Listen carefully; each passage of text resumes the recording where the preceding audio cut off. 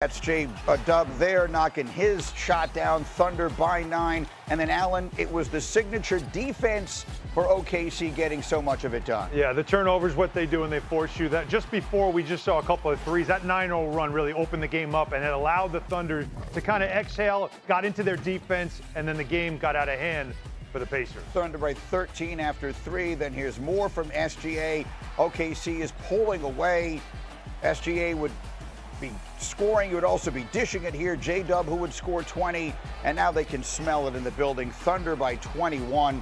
Indy would cut it to 10, Windy, in the fourth quarter. I'm sorry to say, as I was watching this, I'm wondering what would happen if Tyrese was still there, because you know this was the zone where he would have led back the comeback. Instead, it's Chet Holmgren with a dagger, and the celebration is on. For the first time in Oklahoma City, the Thunder are the champions. SGA is the finals MVP. The best team in basketball from the moment they threw up the first opening tip in October winds up raising the trophy. And for Shai Gilgeous-Alexander, he puts the finishing touches on what will go down as one of the great seasons in NBA history. He's the fourth player to win the scoring title, the MVP, and the NBA title in the same season. You see the company that he keeps. It's Shaq, it's Alcindor, and it's Michael Jordan 4 times. When it was over, here's SGA with Lisa Salters.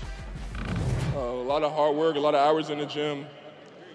This isn't just a win for me. This is a win for my family. This is a win for my friends. This is a win for everybody that was in my corner growing up. This is a win for the fans, the best fans in the world. Love you guys. Not so long ago, Shai, this was a 22-win team. So what does it mean to you now to be standing here as a champion? Yeah, it means everything. It's why you play the sport. You play the sport to win. You play every sport to win. We have a team full of competitors. We did what it took this year to be champions, and we deserve this. We rose to the moment, and here we are. Okay, everybody sit back and relax. I'm not taking a break for 25 minutes. We have so much to dive into here. And Windy, I do want to start with you, because you were there. It really does feel like a tale of two stories on this morning, which is a shame because the Thunder deserve the celebration. Yes, I don't want to take anything away from the Thunder. They are such a great team. They did such a good job in this series, bouncing back. They played a quality game last night to finish off a brilliant season. Shai Gilgeous-Alexander delivered what you want from an MVP in this moment. I mean, the man averaged 30 points in the finals.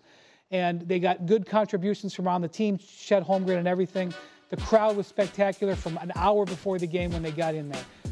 But I will never forget the what if of this game. And I'm just a personal devastation to see Tyrese go down, because you know he's trying to play through it. He's doing something because he knows it's a possibility of a once-in-a-lifetime moment. And everybody in the building. I mean, you have to understand, in this building, they stand and they cheer and they hit these noisemakers before the players even come out to warm up. And as soon as everybody realized what had happened, they all know he had a calf injury. Everybody knew. They all saw what happened on the replay. As he can't put his weight on it, everybody in the building knows what's going on. Both teams were affected. The rest of that first half was just off. The vibe in the building was off. And so you're watching this extremely high-value game, Game 7 of the NBA Finals, and you've got a sick feeling in your stomach. I will never get over the odd feeling and the uncomfortableness of the way that felt. All right, so let's just follow that from, go ahead, Jay. I feel like we have to be able to compartmentalize it, right? And we didn't take anything away from Kawhi Leonard, right? Kawhi Leonard was a world champion, even though we saw that happen with KD. I think, first off, we have to, there's no asterisk next to this game.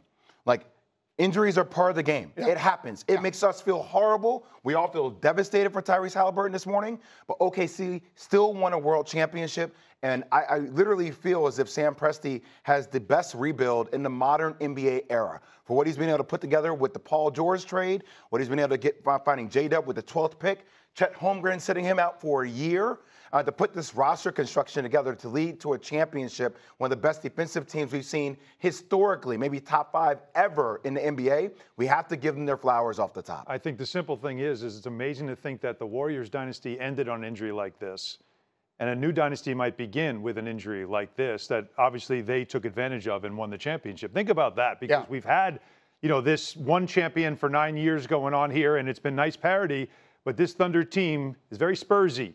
They feel like they're very young. They're the youngest, second youngest to win, and the way they're built makes you feel like this is not the last time we're going to see them at this stage. So maybe you want to put an asterisk on it, maybe you don't. But the point is that don't think you're not going to see this team again. For sure. Now, look, the story this morning is going to be about the Halliburton injury and the what if of it all. History will show the Thunder are the champions. That's never to be in question. The Raptors were the champions that year, and that will never be in question. But you and I were on the next morning. You were on the plane with KD flying back after the injury to his Achilles. That was all we talked about that day, because in the reality, that's what it felt like was the story. Keith, I want to come to you because you told us the other day you were on the floor with Anthony Davis when you were playing together in L.A., when you guys were the defending NBA champs, and he suffered the injury, and you all knew. Can you describe what it's like to be on the team when you see your guy, the guy you are counting on to lead you, go down the way you did with AD that time and the way they did with Tyrese last night? I have to agree with Wendy on this, man. Like when things like that happen, it takes the energy out of the building. Obviously, it's a Game 7, right? When it happened with me, when it happened to AD, it was the first round of the playoffs. So this magnitude of game is a lot different, right? And you can see it in the players. Nobody really could find their footing during that little second quarter spurt, right? Indiana tried to get it together where, with the emotional, and OKC was just still kind of in shock as long as with the fans. So that feeling, it kind of slowed the game, right? And not to take anything away from OKC, but I feel like, man, we were cheated out of a classic, man. It's hard to watch, Halliburton go down with how good he was playing to start the game off, man. It was one of those things where, as a fan of the game, just felt like we was cheated out of the classic. And not to take nothing away from OKC. They had a great season. They was having a great game, but the way the game looked like it was going to go down to the wire, man. And, I just want to say, sorry to Halliburton, man. You had a great season, brother, and, you just got to keep pressing forward, man. Yeah, when he came down the tunnel limping, he was crying. And I don't think he was crying just because of the pain. I think he was crying at the missed opportunity. Yeah. I think that's what the emotion was pouring out of him. And I think the Pacers were feeling the same thing. You saw him pounding the court saying, no, no, no. Yeah. There he is. There you see Mike Green standing there watching as he goes out with the crutches last night into what is an uncertain future for him, of course, in so many ways. We would expect this to be a situation where he'll have surgery quickly and all that. Let's do that side of it. There is nothing to be taken away from the Thunder. No one is doing that here. They are the champions. They deserve to wear that crown, and they will wear it until next year at minimum, and we'll talk about the possibility that this could be the beginning of something special. But let's hear from the Indiana side of it here, starting with Rick Carlisle on their emotions when they saw Tyrese go down. What happened with Tyrese is just all of our hearts dropped. But he will be back. Obviously, it hurts. It hurts because we couldn't get it done, and I wanted it so bad for him, and just because I know that, he gave us everything, everything he had, and it just hurts that he, he couldn't see it through with us. We need a tie out there, and he's been good for us all year, and for him to go down beginning a game like that, it's like it sucked the soul out of us. I ain't gonna say out of everybody, but I don't feel like I played good because I was thinking about it the whole day, and I felt like it was my fault. You were there, and you were telling me as we were talking before the show this morning, you saw some of their front office people and everything like that. I mean, just the devastation. Look, whoever lost this game, I watched the whole pregame show. Guys were great last night, first on ESPN, then on ABC, talking about the devastation of losing this game. Bob Myers, in particular, was talking about having been on the losing end of the last Game 7 we had in the NBA Finals. He said, this game is going to end with both sides crying, one of the happy tears and the other. You don't foresee something like this. But the point is that I wanted to make, because you brought it up to me this morning, Halliburton played knowing about these risks, right? He talked about this a lot before Game 6. Yeah, he was asked, do you think this is smart? Because this was an injury. Look, there were 23 documented cases of calf strains in the NBA this year. 22 players missed time. When you have an injury like this, you get shut down. You get shut down because you're afraid of something catastrophic. And again, Halliburton's history is when he gets off to a good start in a game, he's awesome. There's some stats about what happens when he makes his first shot. He very well could have been on his way to a 35-point masterpiece because you could see that environment was very intense last night, and he was pulling it out of the crowd. He was already taking it out of the crowd. The Pacers, who we thought, oh man, Or how are they going to manage this situation? They were already getting a footing because he was playing so well. And so that's the loss. The loss isn't just the game. The loss isn't just what happens next season. The loss is what this could have actually been the beginning of for Tyrese in this moment.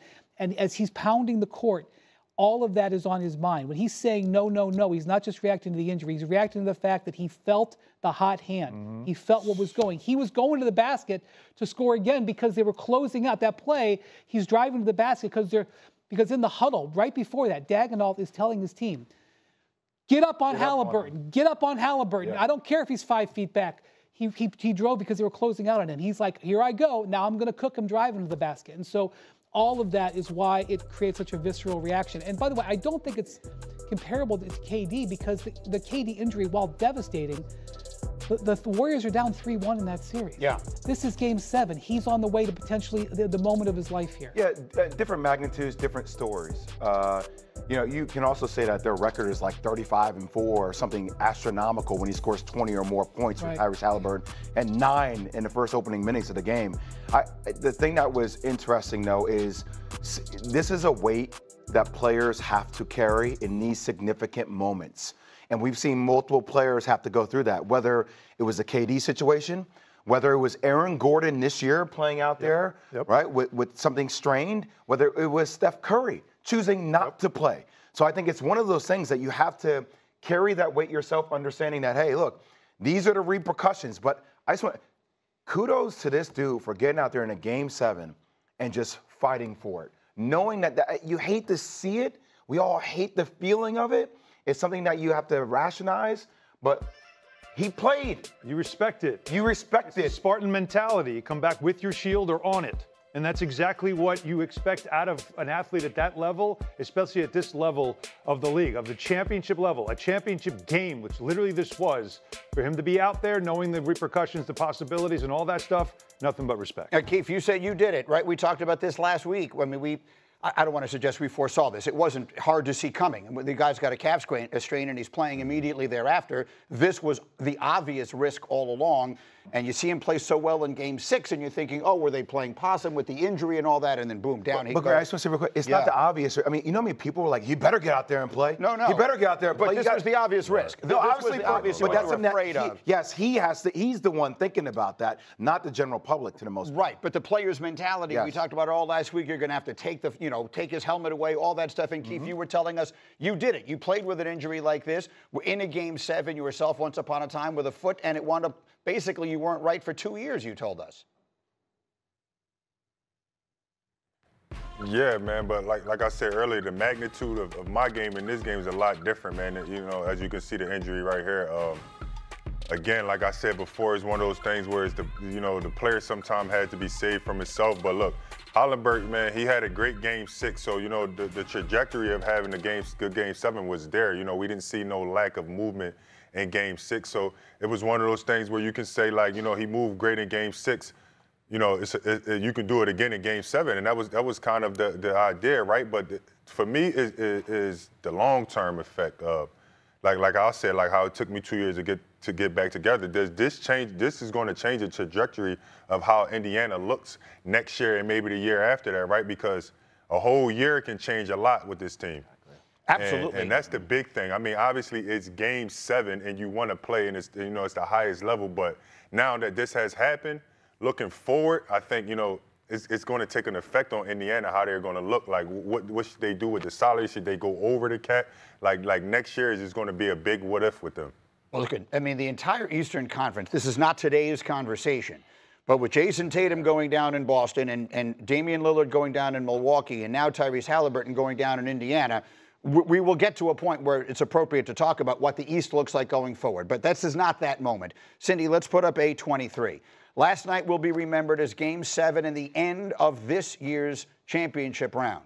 It also may be remembered as the beginning of a dynasty in the NBA. That's not impossible. A23, please. The Oklahoma City Thunder are the second youngest championship team in the shot clock era when you weigh it by the number of minutes that their players played in the postseason. But what I want you to look carefully at this screen The only younger team was the Bill Walton Trailblazers. But look what all the other years are on here.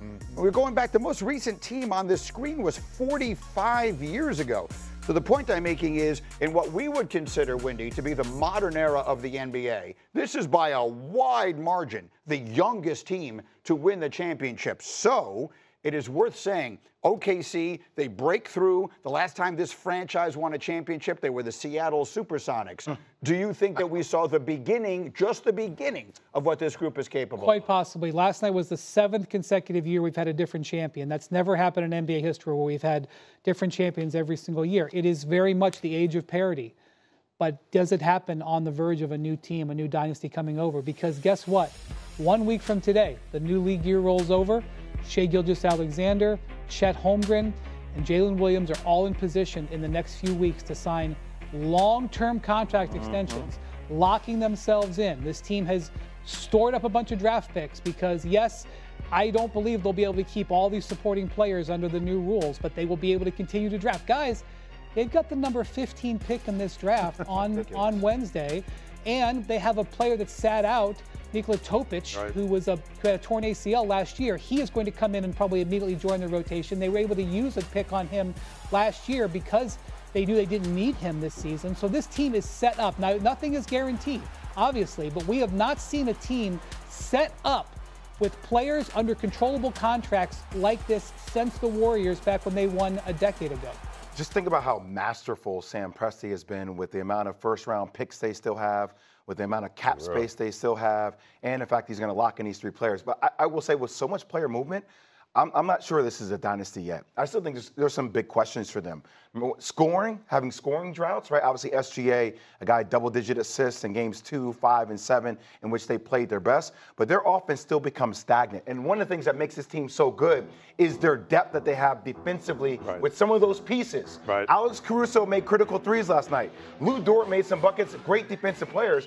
I'm not sure you can maintain that depth over and over. This feels like a special team. The challenge, of course, and three-point shooting to me is if you're going to find an area of weakness, because when they make their threes, they're almost impossible to beat. That third quarter, they made 3 straight threes, and they kind of ran from there. But what the great front offices can do, what Wendy said, you've got your 3 main pieces. It's similar to one of the teams on that list, the early 80s Lakers. And you had 3 young players that you could build with and go forward with. And that's all you need. And the smart GMs know how to take the peripheral pieces and just keep replacing them. You saw that in Golden State. San Antonio, for many years, they had their middle, they had their core, but they just kept fixing or changing the pieces out around them that extended what was now, a 15-year run of winning championships and being an elite team. And that's what I think